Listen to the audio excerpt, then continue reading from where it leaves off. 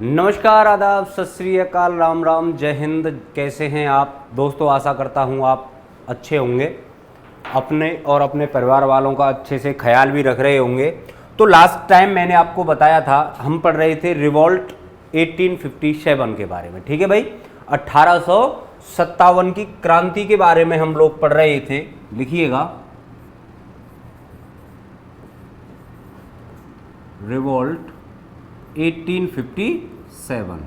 ठीक है भाई, 1857 की क्रांति।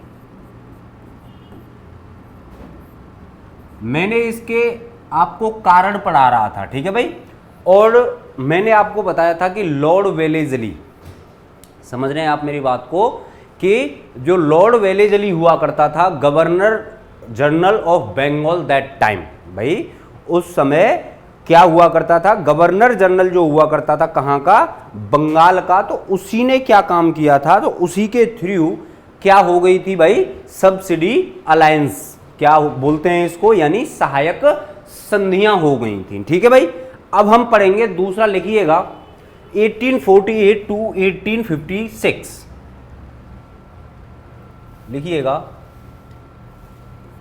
1848 टू 1856। लिखिएगा Lord Dalhousie, Lord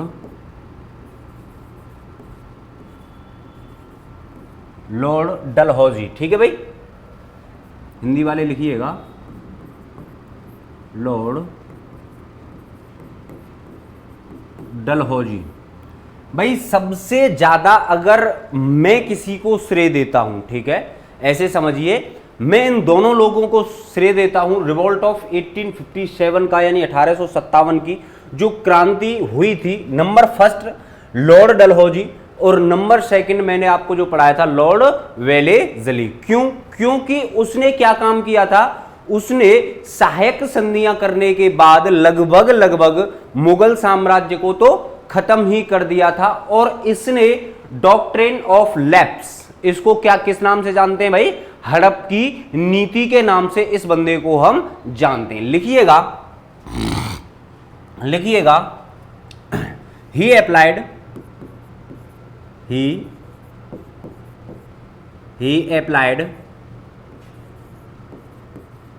applied doctrine of lapse,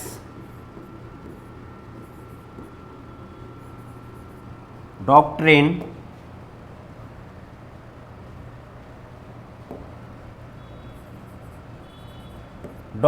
of lapse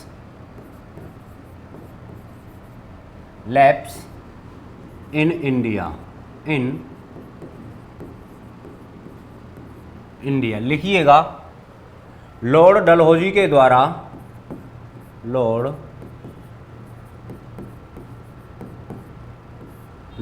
Dalhousie के द्वारा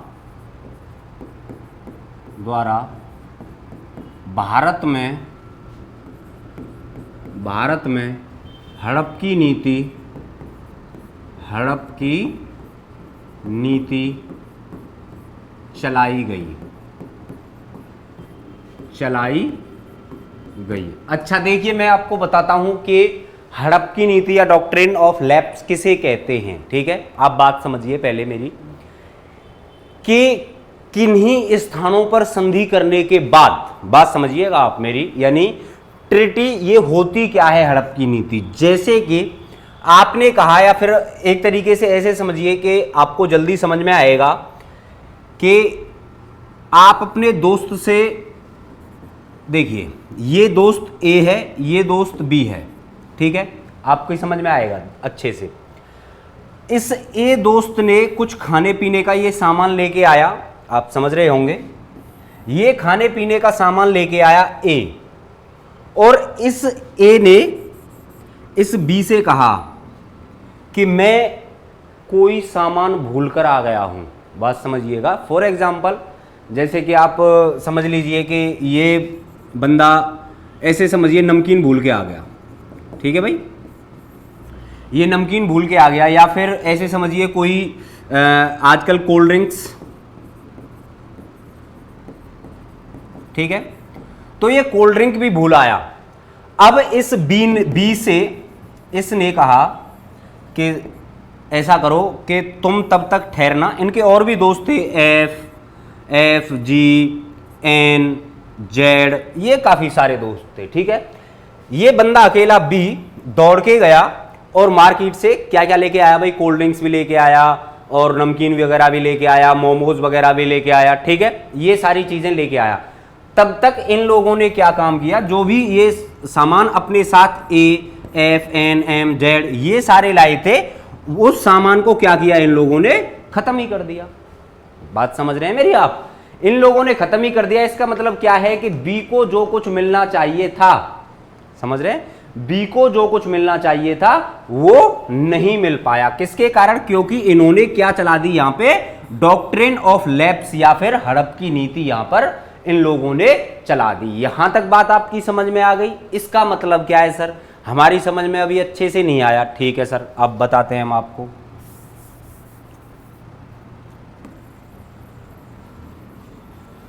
चलिए बेटा, था क्या कि जो ये लॉर्ड डलहौजी था ना भाई, लॉर्ड डलहौजी, अगर मैं आपसे बात करूं कि भारत में जो पहली ट्रेन चलाई गई थी, तो that time governor general of Bengal या गवर्नर जनरल ऑफ इंडिया कौन था भाई? लॉर्ड डलहौजी, हम कह सकते हैं एक बात में। लेकिन अब हम अपने मुद्दे पर लौट के आते हैं। इसने क्या काम किया था? तो इसने भारत के अंदर हड़प की नीति कैसे चलाई, तो नंबर फर्स्ट लिखिएगा आप। इसने सबसे पहले एक प्लेस का नाम है सतारा, ठीक है भाई, एक प्लेस का नाम है सतारा, उस प्लेस को क्या किया इसने, हड़पना स्टार्ट किया। जैसे कि भाई जो लॉर्ड डलहौजी हुआ करता था, लॉर्ड डलहौजी ने क्या काम किया था? लॉर्ड डलहौजी ने सब्सिडी ऑफ अलायंस यानी सहायक संधियां की थी कि ऐसा कीजिए भाई कि कुछ दिन आप, जैसे कि ये कोई प्लेस है, ठीक है भाई, ये कोई प्लेस है, इसका नाम रख लेते हैं, जैसे कि फॉर एग्जांपल अवध है ये, ठीक है, तो और उसके बाद कुछ दिन इसको रख लेते हैं, यहां पे ऐसे समझिए ये मथुरा है, ठीक है, और यहां पर ये वाली जो चीज है ये दिल्ली है, ऐसे समझिए, ठीक है। मैं मैथ का टीचर नहीं हूं, लेकिन आपको सिर्फ समझाने की कोशिश कर रहा हूं। तो जो लॉर्ड डलहौजी ने क्या किया था, लॉर्ड डलहौजी ने किया था कि आप इसको हमें दे दो, आप इसको भी हमें दे दो, आप एक तरीके से बात समझिए, या फिर आप दिल्ली को हमें दे दो, अवध को हमें दे दो, मथुरा को अपने पास रखो, लेकिन कुछ इसमें भी शर्तें अप्लाई कर दी थी, ठीक है भाई, मथुरा देने के बाद भी शर्तें अप्लाई कर दी थी। और क्या हुआ कि बाद में कुछ दिन बाद लॉर्ड डलहौजी ने मथुरा भी छीन लिया हमसे। बात समझ गए आप? इसी को हम कहते हैं हड़प की नीति। आशा करता हूं कि अब आपको हड़प की नीति समझने में, भाई यार क्या नहीं समझते भाई, ये जो इंडिया के अंदर 2G घोटाला, चारा घोटाला और ये नए नए जो घोटाले होते हैं, ये क्या होते हैं? एक तरीके से किसी की जो भी पैसा है या कुछ भी है, यानी हड़प जाना। जैसे कि भाई तुम अपने दोस्त को 500 रुपये दे दो आज, ठीक है, 500 रुपये दे दो भैया जी, अगर वो तुमसे 500 ही चक्कर ना कटवाए, क्या 500 ही चक्कर तुमसे कटवाएगा तब जाकर तुम्हारे पैसे देगा। तो इसने क्या सोचा? इसने सोचा कि मैं क्यों ना इसके 500 रुपये को मैं हड़प लूं, ठीक है, ओके। आगे बात करते हैं, कौन कौन सी जगह इन्होंने की थी, लिखिएगा। सबसे पहले सतारा लिखिएगा, जैतपुर,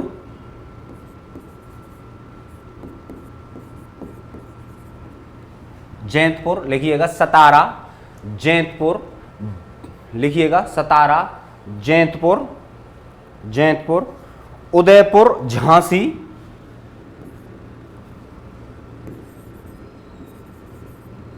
उदयपुर, झांसी, झांसी, ठीक है भाई। कौन कौन सी जगह? तो सतारा, जैतपुर, उदयपुर, ठीक है भाई, और लिखिएगा झांसी। तो लॉर्ड डलहौजी ने जो अपनी हड़प की नीति चलाई थी, हड़प की नीति कहाँ कहाँ चलाई बेटा? सतारा में चलाई, जयपुर में चलाई, अब ये उदयपुर में चलाई और झांसी में चलाई। लिख लीजिएगा नागपुर।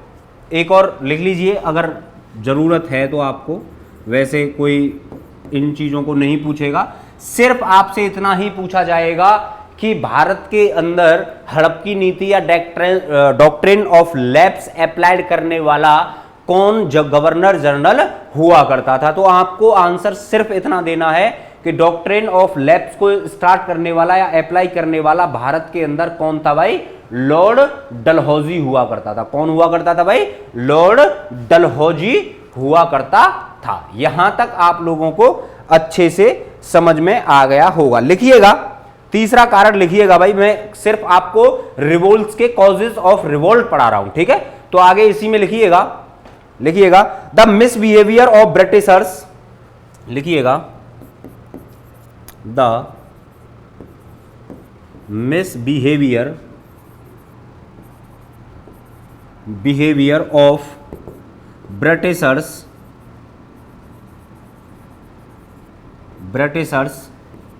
विद मुगल एम्पायर, ठीक है भाई, मुगल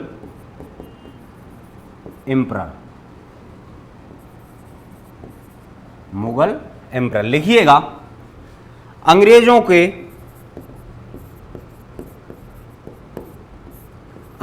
का ऐसे लिखिएगा, अंग्रेजों का मुगल बादशाहों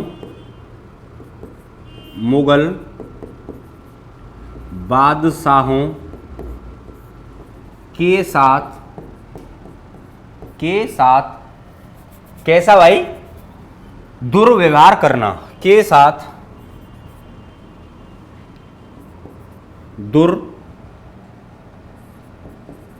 दुर्व्यवहार करना, ठीक है भाई, दुर्व्यवहार करना। आगे और लिखिएगा इसी में क्या था कि भाई इन्होंने क्या काम किया था। मैंने आपको बताया था कि अभी तक क्या हुआ है कि जैसे ही भाई कौन खत्म हुआ था तो 1707, मैंने आपको कई बार बता चुका हूं, एक भी बार मिस नहीं होना चाहिए, ठीक है? तो 1707 ईस्वी में जाकर कौन खत्म हो गया था बेटा? तो हम जानते हैं कि औरंगजेब, ठीक है भाई, फिर एक बार बता देता हूं, औरंगजेब। अब क्या हुआ था कि शाह आलम या बहादुर शाह फर्स्ट इसी का बेटा हुआ करता था, और वो गद्दी पर जैसे ही बैठा तो कुछ खास उसने फर्क, भाई समझ रहे हैं आप मेरी बात को, तो उससे बैठने के बाद खास कोई फर्क नहीं पड़ा था, ठीक है? तो इसीलिए शाह आलम सेकंड, एक इनमें शाह आलम सेकंड भी था, तो उसी को क्या काम किया गया बेटा? उसी को पेंशनर बना लिया गया था। किसके द्वारा? तो उसको पेंशनर बना लिया गया था भाई, दिख रहा होगा आपको, राइट डाउन कर लीजिएगा। तो उसी को पेंशनर बना लिया गया था, किसके द्वारा? अंग्रेजों के द्वारा। ये बात भी क्या हुई थी? ये बात भी अच्छी नहीं लगी किसको भाई? भारतीय जनता को। बात समझ रहे हैं आप मेरी? यानी ये बात भी अच्छी नहीं लगी थी भारतीय जनता को। लिखिएगा, लिखिएगा, लिखिएगा भाई, लॉर्ड वेलेजली इन 1803, लिखिएगा भाई, ऊपर से साफ कर देता हूं, यहां से ये उतार लिया होगा भाई आप लोगों ने, साथ साथ मेरे साथ साथ राइट डाउन करते चलो। लिखिएगा भाई यहां से, Lord Wellesley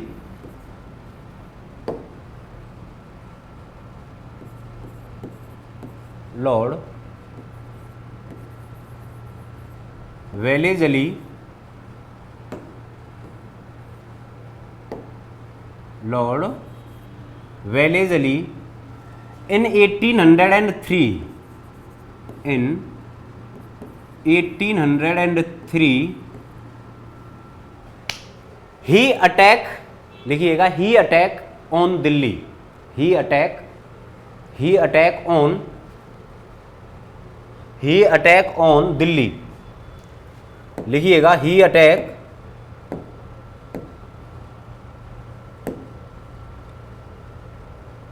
he attack on Delhi, लिखिएगा भाई, ही attack on Delhi.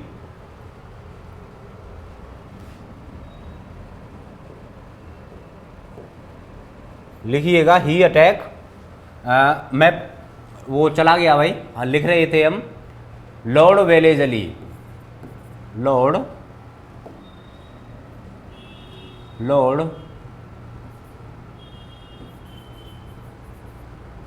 Wellesley, Lord Wellesley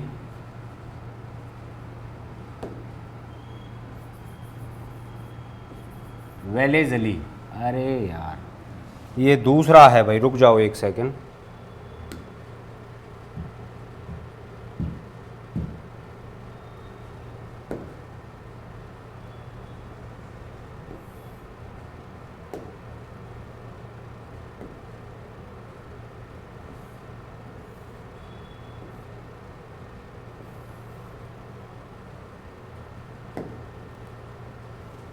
एक सेकंड रुक जाइएगा भाई।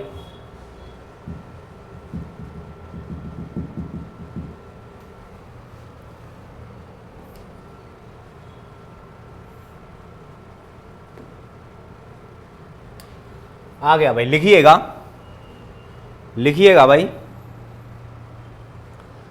कि लॉर्ड वेलेजली इन 1803, लिखिएगा, ही अटैक, ऐसे लिखिएगा, he attack on Delhi, on Delhi and conquered, and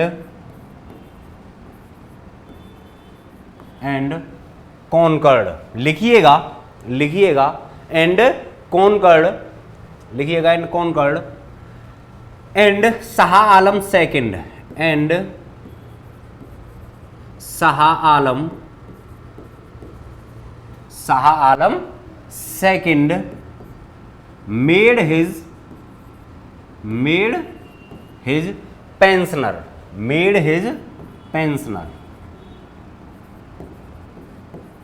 ठीक है भाई।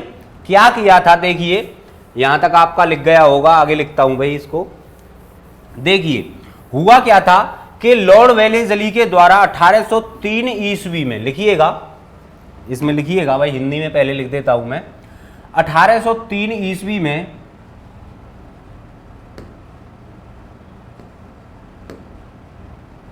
लिखिएगा, 1803 ईस्वी में लॉर्ड वेलेजली के द्वारा, लॉर्ड वेलेजली के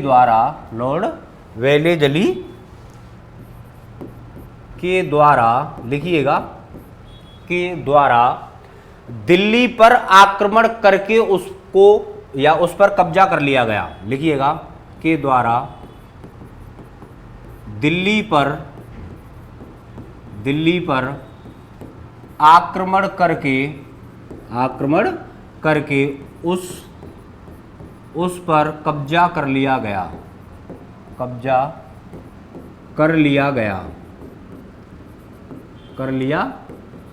लिखिएगा, और मुगल बादशाह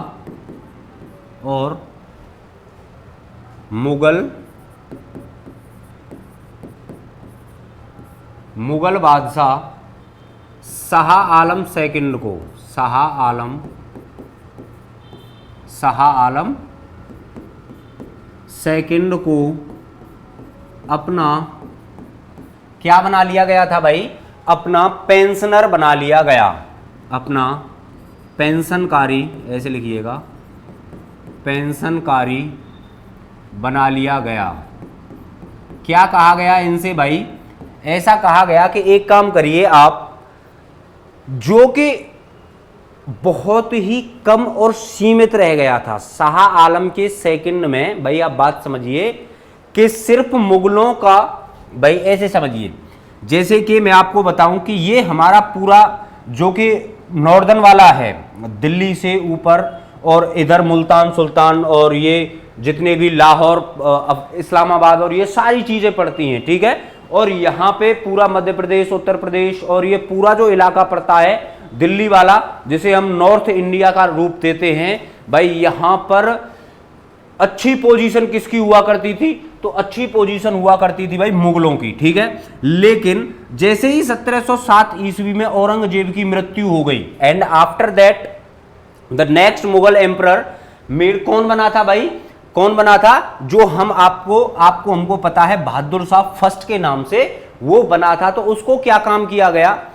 वो एक अयोग्य शासक था, लेकिन ये जो बादशाह था शाह आलम सेकंड, इसने तो सारी हदें पार कर दी और जो सिर्फ मुगलों का जो शासन रह गया था वो दिल्ली के लाल किले तक ही सीमित रह गया था। एंड उसके बावजूद भी क्या काम किया? उसके बावजूद भी शाह आलम सेकंड को क्या बना लिया गया भाई? अंग्रेजों के द्वारा पेंशनकारी बना लिया गया। यहां तक आप लोगों को समझ में आया? ठीक है। अब यहां से आगे आगे क्या होता है कि पूरे ही भारत पर, ठीक है भाई, पूरे ही भारत पर, जिसमें इंक्लूड है वर्मा, जो हम म्यांमार कहते हैं आपको, ठीक है भाई, ठीक है, और जिसमें इंक्लूड है आज का पाकिस्तान, ठीक है, जिसमें इंक्लूड है आज का बांग्लादेश और जिसमें इंक्लूड है आज का भारत, ठीक है। ये लगभग जितना भी क्षेत्र हुआ करता था, तो इसी क्षेत्र पर किसका राज चला करता था भाई? अंग्रेजों का ही राज चलेगा। अब लगभग अगले 1947 तक, यानी लगभग 200 साल, यानी 1757 से, कब से बेटा? मैंने आपको बताया था उस दिन भी कि 1757 ईस्वी से शुरू हुआ भारत में अंग्रेजों का शासन। लगभग बंगाल पर इन लोगों ने तभी कब्जा कर लिया था। और बंगाल प्रोविंस दैट टाइम, ध्यान रखिएगा, बंगाल राज्य उस समय सबसे ज्यादा समृद्ध हुआ करता था, ठीक है भाई, सबसे ज्यादा समृद्ध हुआ करता था क्या? बंगाल। तो बंगाल पर 1757 ईस्वी से जैसे ही अंग्रेजों ने नजर डाली, तो लगभग बेटा 1947 तक, कब तक बेटा? 1947 तक, लगभग 190 साल, 190 साल क्या किया भाई? अंग्रेजों ने हम पर राज किया। हालांकि कहने को मैं आगे पढ़ाऊंगा आपको कि 1935 में भी हमने सरकार बना ली थी, आंतरिक जिसे सरकार कहते हैं, लेकिन हमको पूरी आजादी नहीं मिल पाई थी, ठीक है भाई। बात समझ में आ गई आपकी? मैं आगे बात करते हैं, लिखिएगा भाई। इसमें भाई क्या काम किया गया था? तो शाह आलम सेकंड को अपना क्या बना लिया गया बेटा? पेंशनकारी बना लिया गया था। लिखिएगा भाई, लिखिएगा लॉर्ड एम हर्स्ट। भाई एक और है 1823 ईस्वी में, लिखिएगा लॉर्ड एम हर्स्ट, लिखिएगा लॉर्ड एम हर्स्ट, लॉर्ड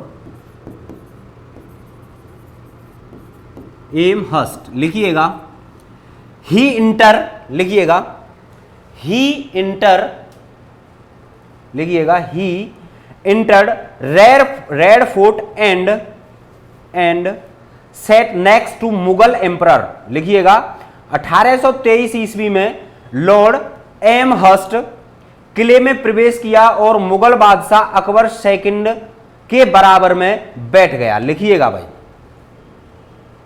लिखिएगा लॉर्ड एम हर्स्ट इन, लॉर्ड, लिखिएगा भाई लॉर्ड एम हर्स्ट इन 1823, लिखिएगा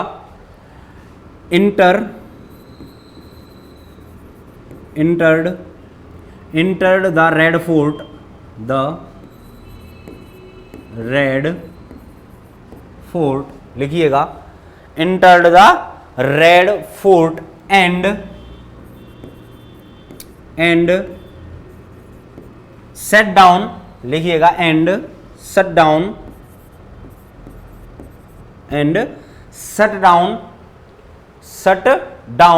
लिखिएगा and shut down to Mughal बादशाह, लिखिएगा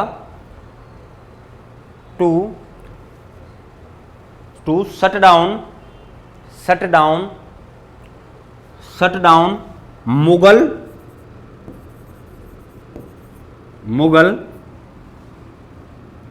मुगल एम्परर, ऐसे लिखिएगा, मुगल एम्परर अकबर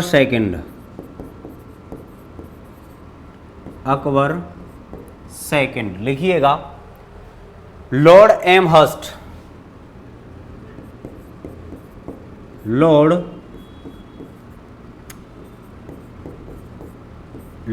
एमहर्स्ट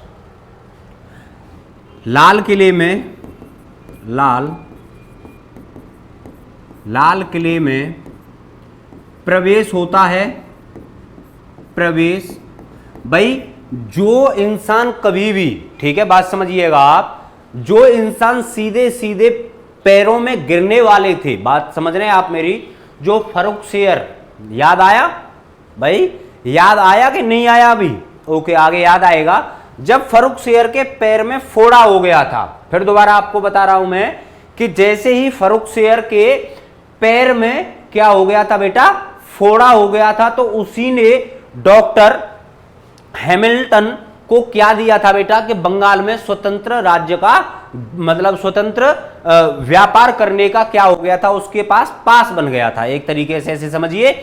तो क्या काम किया गया, तो ये जो लोग थे, अंग्रेज थे, ये मुगल बादशाहों के क्या किया करते थे भाई, यानी जब तक कौन रहा बेटा, जब तक औरंगजेब रहा था तो दूर से ही नमस्ते राम राम जो कुछ करना है, कम से कम 50 मीटर दूर से हाथ जोड़कर और सीधे जो हमारी धरती है इसमें गिरकर कहां पहुंचते थे भाई, मुगल बादशाह औरंगजेब के पास वो पहुंचा करते थे। लेकिन क्या हुआ, ये जो लॉर्ड एमहर्स्ट था, इन 1823 he entered the red Fort and shut the next Mughal emperor Akbar second.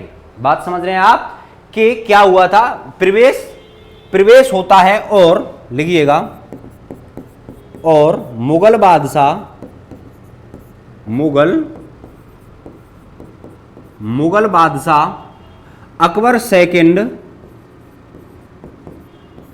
Akbar second के बराबर में बैठ जाता है। भाई क्या हुआ कि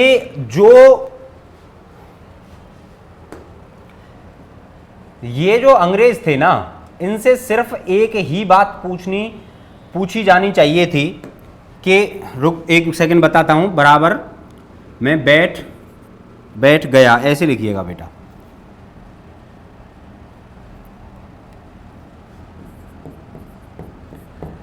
भाई एक चीज, इनसे एक ही चीज पूछी जानी चाहिए थी। ये लोग पता है क्या ब्लेम करते हैं हमारे ऊपर, है ना? आप 1 मिनट बताऊं, 1 मिनट में लगेगी, कोई बात नहीं। ये ब्लेम करते हैं हमारे ऊपर कि अगर हम ना आते, बात समझ रहे हैं भाई आप, कि अगर ये अंग्रेज ना आते तो हम अनसिविलाइज्ड थे, ठीक है, यानी हम क्या थे भाई, हम अनपढ़ थे, ऐसे समझिए, ठीक है। हमने कहा चलो ये बात आपकी हम मानते तो नहीं है, क्यों नहीं मानते हैं, आई एम स्ट्रांगली, इसका जो विरोध है वो भारत के हर बंदा स्ट्रांगली इसका विरोध करता है, ठीक है। देखिए क्यों, क्योंकि भाई नालंदा विश्वविद्यालय, बात समझ रहे हैं आप, नालंदा विश्वविद्यालय, तक्षशिला विश्वविद्यालय, अरे मूर्खो एक चीज सोचिए कि जिस टाइम पर, बात समझ रहे हैं, ये कब के हैं भाई, ये कब के हैं, ये जब के हैं भगवान यीशु मसीह भी पैदा नहीं हुए थे तब के ये नालंदा विश्वविद्यालय और तक्षशिला विश्वविद्यालय हैं। अगर हम अनपढ़ होते भाई, गोरो क्या है मैं आपको बताता हूं कि अगर अनपढ़ होते हम तो भैया हम नालंदा विश्वविद्यालय और तक्षशिला विश्वविद्यालय या गुरुकुल, दूसरा ये जो इतने संस्थान हमारे यहां थे जिसमें तुम्हारे इब्न बतूता से लेके और जितने भी आपके ट्रेवलर आए हैं उन्होंने सबने यहां पे आके पढ़ाई की है। बात समझ रहे हैं आप मेरी भाई, जितने भी उस टाइम पर अल बरूनी हो या फिर जो मोहम्मद गौरी के साथ आया था, सॉरी गजनबी के साथ जो आया था, वो हो या फिर इब्न बतूता हो या फिर हेन स्वांग हो, कितने भी आपको मैं कितने नाम गिनाऊं जिन्होंने क्या किया बेटा, यहां पर नालंदा विश्वविद्यालय और तक्षशिला विश्वविद्यालय में आकर पढ़ाई की थी। हालांकि हम अपने टॉपिक से थोड़ा सा हट गए हैं, आता हूं मैं अपने टॉपिक पे।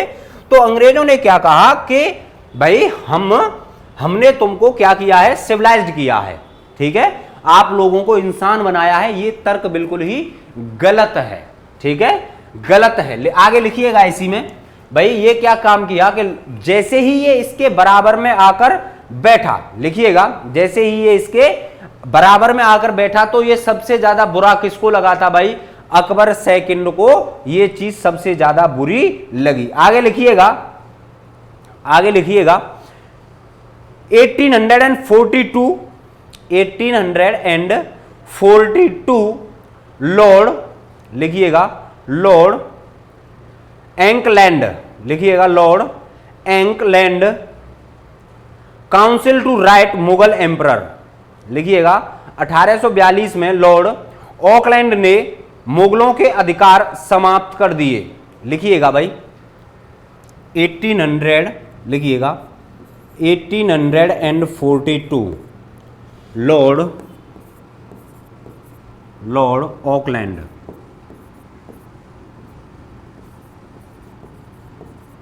लिखिएगा लॉर्ड ऑकलैंड।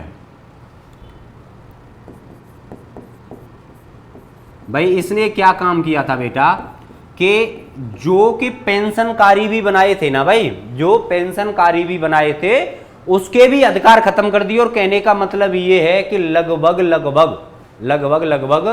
1842 ये चल रहा है। आफ्टर 6 इयर्स बहादुर शाह जफर से डायरेक्टली लॉर्ड डलहौजी ये पूछ लेगा कि भाई साहब खत्म कब, बाहर कब निकल रहे हो लाल किले से। बात समझ रहे हैं मेरी आप, कि लॉर्ड डलहौजी ने डायरेक्टली किससे कहा, बहादुर शाह जफर से कहा था। कारण बता रहा हूं सिर्फ आपको मैं कि 1857 की क्रांति क्यों हुई थी। आप मेरी बातों को समझ रहे हैं ना बार बार, ओके धन्यवाद। आगे बात करते हैं, लॉर्ड ऑकलैंड ने क्या कहा था, लिखिएगा लॉर्ड ऑकलैंड, लिखिएगा lord Auckland cancel to all rights, ऐसे लिखिएगा lord Auckland cancels to all right Mughal emperor, लिखिएगा लॉर्ड ऑकलैंड ने लिखिएगा मुगल बादशाहों के, ऐसे लिखिएगा मुगल बादशाहों के सभी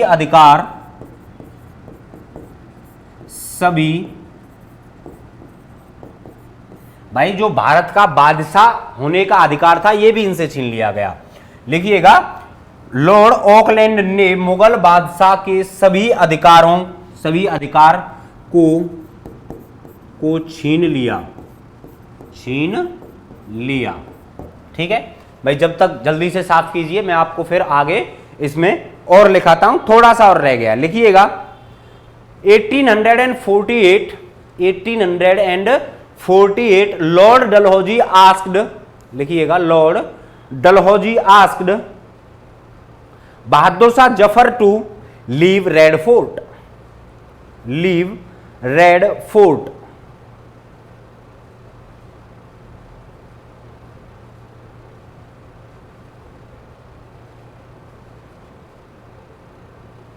लिखिएगा भाई इन 1848, लिखिएगा in 1848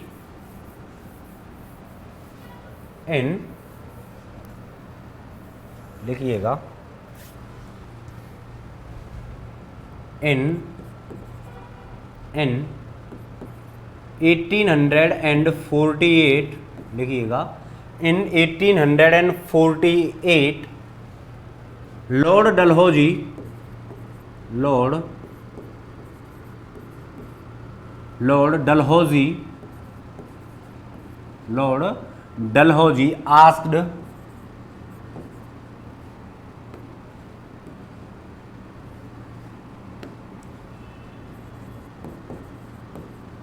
to Mughal emperor Bahadur Shah Zafar,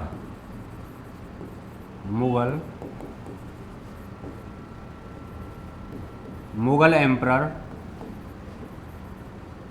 Bahadur Shah Zafar, Bahadur Shah Zafar to leave red fort, to leave red fort. देखिए क्या कहा था इसने, लिखिएगा 1848 ईस्वी में,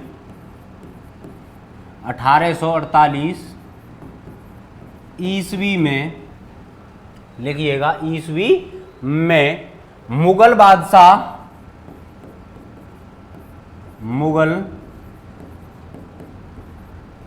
मुगल बादशाह बहादुर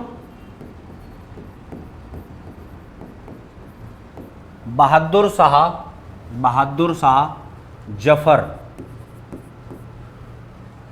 भाई लिखिएगा 1848 में मुगल बादशाह बहादुर शाह जफर से लॉर्ड डलहौजी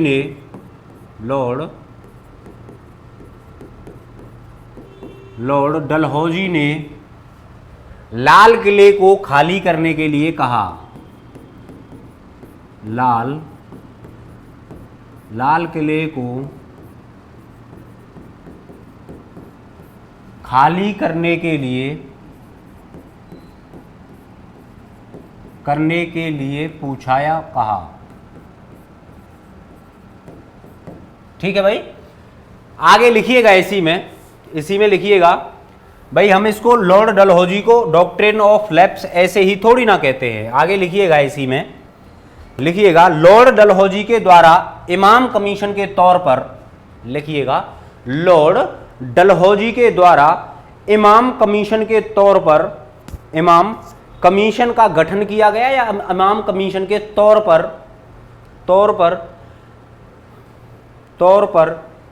लगभग 33-34 हजार जहागीरें। देखिए मैं लिख देता हूं, वैसे कोई खास काम आएगा नहीं है, लिख लीजिएगा वैसे, ठीक है। लिखिएगा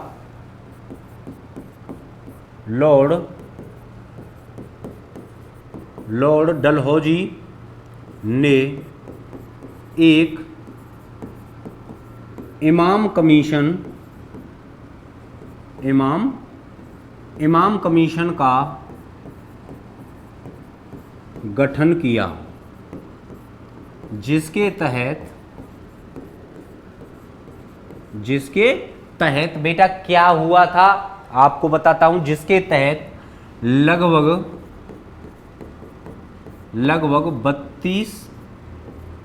32 से 33 हजार, लिखिएगा लगभग 32 से 33 हजार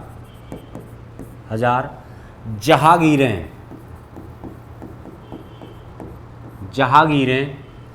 अंग्रेजों के अधिकार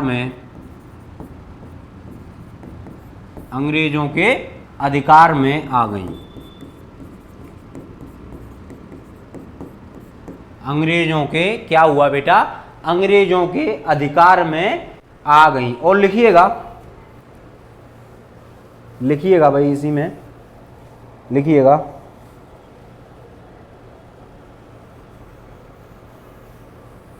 लिखिएगा भाई लास्ट जो आपको मैं लिखा रहा हूं, आगे लिखिएगा। देखिए अब इसमें मैं आपको बता दूं कि ये जो जहागीरें क्या हुआ करती थी, ठीक है, लगभग 32 से 33 हजार जहागीरें अंग्रेजों के द्वारा अधिकार में आ गईं, जिनमें से लिख लीजिएगा, जिनमें से लगभग 20 से 22 हजार, ठीक है भाई, 20 से 22 हजार जहांगीरों पर अंग्रेजों ने कब्जा कर लिया या अधिकार कर लिया। अरे भैया ये जो थे ना, जहांगीरों का मतलब हुआ करता था कि लगभग 3 से 4 गांव, ठीक है भाई, लगभग 3 से 4 गांव जो बड़े बड़े हुआ करते थे, उन्हीं को हम क्या किया करते थे भाई, जहांगीरें कहा करते थे। ठीक है, आगे लिखिएगा डिस्क्रिमिनेशन, लिखिएगा भाई, discrimination against Indian in the British army, लिखिएगा, मेन पॉइंट है ये। और आगे फिर मैं आपको इसके लिए 1 मिनट की स्टोरी बताता हूं। लिखिएगा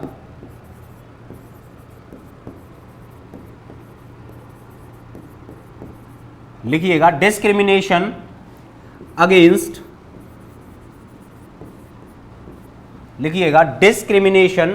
अगेंस्ट, इंडियन, लिखिएगा Indians in the British army, discrimination against Indians, लिखिएगा डिस्क्रिमिनेशन अगेंस्ट इंडियंस ब्रिटिश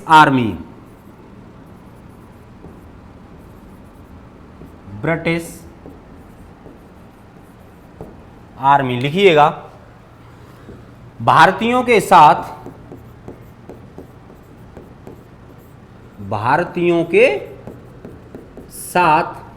लिखिएगा भाई सेना में, लिखिएगा भारतीयों के साथ सेना में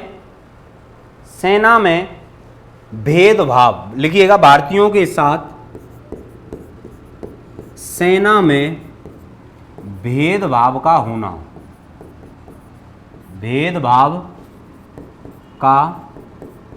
होना, देखिए कैसे होना।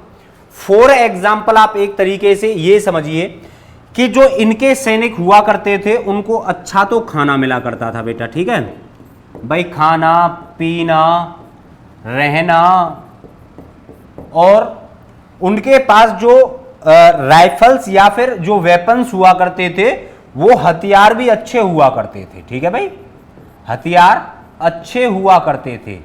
यहीं पर अगर हम अपनी बात करें तो सबसे पहले वो खाना पीना या वो फैसिलिटीज जो कि अंग्रेजों को हमारे जो सैनिक हुआ करते थे भाई, जो इंडियन सोल्जर्स हुआ करते थे, वो किसके, एक चीज समझिए आप मेरी बात, एक चीज समझिए कि ऐसा थोड़ी ना था कि सारे के सारे जितने भी सैनिक हुआ करते थे वो इंग्लैंड से थोड़ी ना आए थे। अरे यार क्या बात करते हो, एक चीज सोचिए कि इंग्लैंड, अगर आपको जब मैप के थ्रू मैम अगर आपको पढ़ाएंगे तो आपको विश्व का मानचित्र या वर्ल्ड मैप जब देखने को मिलेगा तो ऐसे समझिए ये रहा, ठीक है भाई। थोड़ा सा ये इधर से बन गया है, 1 सेकंड, मैं आपको बताता हूं कि इस तरीके से है,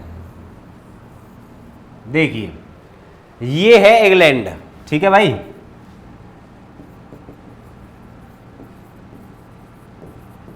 ये है एक तरीके से ऐसे समझिए इंग्लैंड का मैप, ठीक है।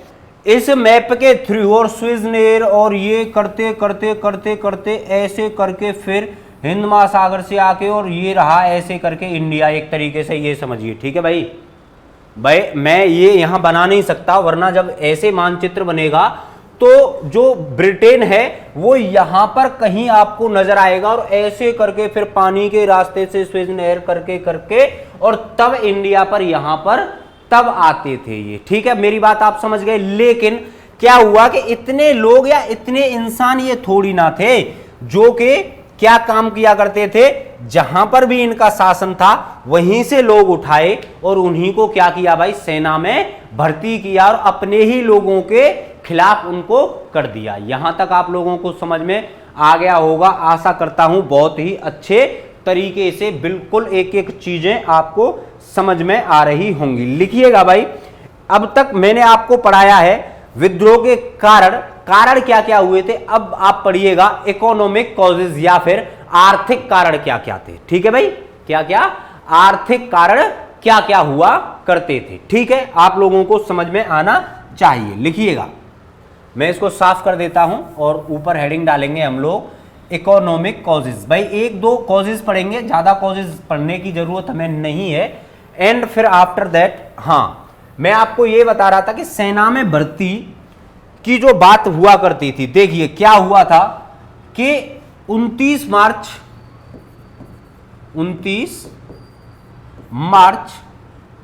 1857, ठीक है, मैंने आपको बताया था एक चीज, फिर आपको मैं सिर्फ स्टोरी ही बता रहा हूं कि ये कब होनी चाहिए थी। मैंने आपको बताया है कि ये होनी चाहिए थी 10 मई 1857 ईस्वी को। यहां तक बेटा समझ में आ गया? यस सर समझ में आ गया। लेकिन हुआ क्या था कि एक मंगल पांडे, क्या नाम भाई? मंगल पांडे। अगर 1857 की क्रांति पढ़ें और मंगल पांडे का नाम ना आए, ऐसा नहीं हो सकता है। 1 मिनट पानी पी लेता हूं बस, तब बताऊंगा।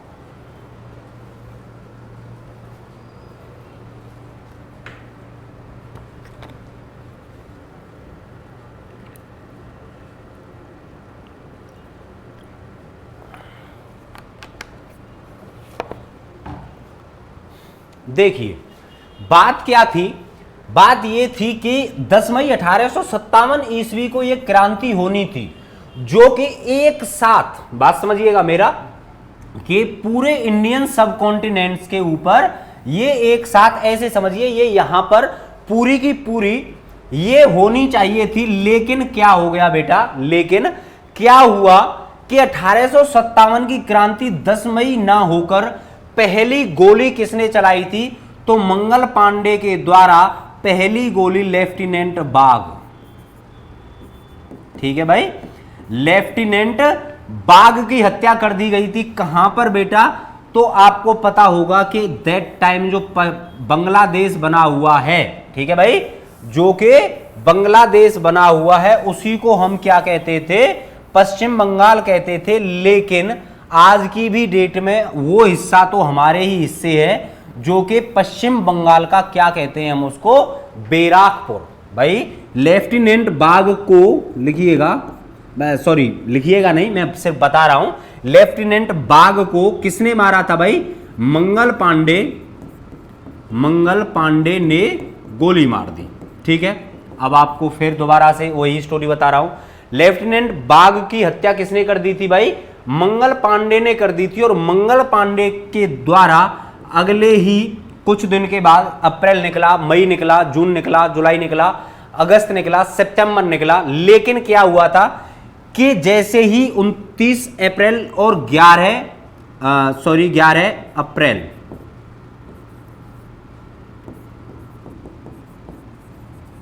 ठीक है भाई, 11 अप्रैल को क्या हुआ था? ये सारे के सारे सैनिक इकट्ठा हुए और इकट्ठा होने के बाद क्या आ गए? कहां आ गए भाई? दिल्ली आ गए। किसके पास भाई? दिल्ली किसके पास आ गए थे? तो बहादुर शाह जफर के पास आ गए थे। ठीक है, बहादुर शाह जफर के पास आ गए थे। और बहादुर शाह जफर को भी अंग्रेजों के द्वारा 19 सितंबर, भाई अपना नेता चुन लिया यहां आकर बहादुर शाह जफर को। लेकिन क्या हुआ कि 19 सितंबर को इस बहादुर शाह जफर को कहां भेज दिया गया भाई? वर्मा के रंगून भेज दिया गया। वर्मा के रंगून भेज दिया गया। तो उसके बाद ही पूर्ण रूप से क्या हो गया था भाई? ये क्रांतिकारी पूर्ण रूप से एक तरीके से ऐसे समझिए, जब नेता ही भाई बहादुर शाह जफर, अंतिम मुगल बादशाह कौन हुआ है?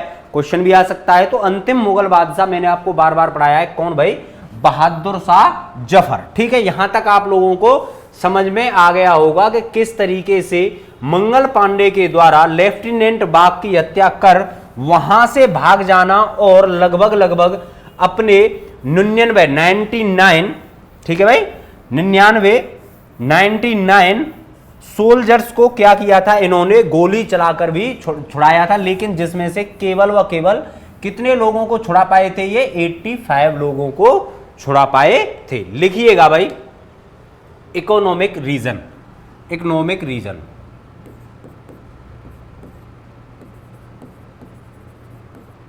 इकोनॉमिक रीजन, ठीक है भाई, लिखिएगा आर्थिक कारण,